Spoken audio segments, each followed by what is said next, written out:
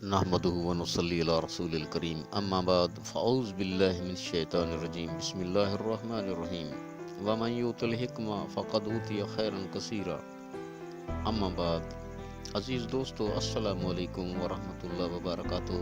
آج میں میدا و اماگ کی جو سب سے پریشان کن تکلیف دہ مرض بواسیر کے علاج میں غذا کی اہمیت پر مختصر سی بات کرنا چاہتا ہوں۔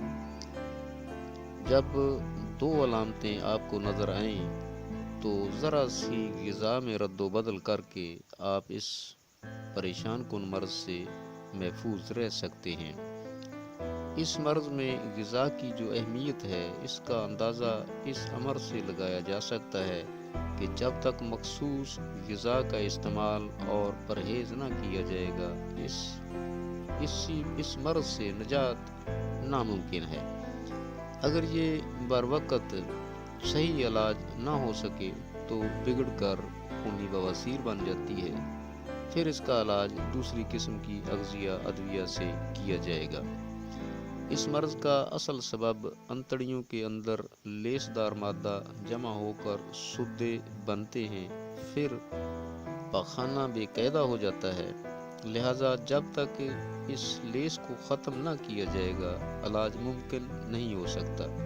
لہذا اس لیے میں اپنے دوستوں کو مختصر سا مشورہ دینا چاہتا ہوں کہ جب آپ پاخانہ میں لیس محسوس کریں یا سدے سے محسوس کریں، فوراً اپنی غذاؤں میں سے تمام لیس دار غذائیں نکال دیں، یا جو سبزیاں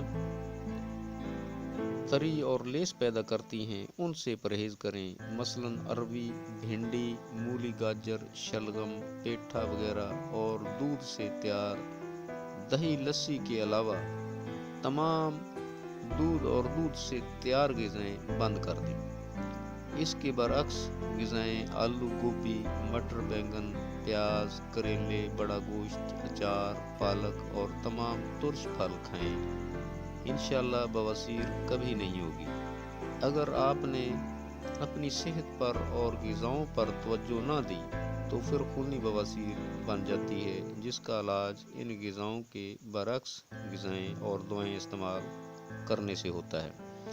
دوستو، جب بھی پاخانے میں لیس اور سدے محسوس کریں، مذکورہ غذائیں کھائیں، باجرہ یا بیسنی روٹی استعمال کریں۔ چند دن آپ ہمیشہ اس مرض سے محفوظ رہیں گے انشاءاللہ۔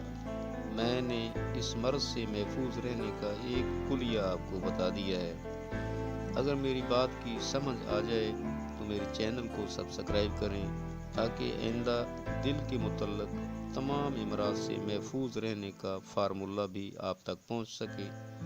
میری اس ویڈیو کو شیئر کریں تاکہ آپ کے دوست بھی آگاہ ہو جائیں اور کمنٹس بھی دیں۔ اگلی ویڈیو تک کے لیے اللہ حافظ۔ السلام علیکم ورحمۃ اللہ وبرکاتہ۔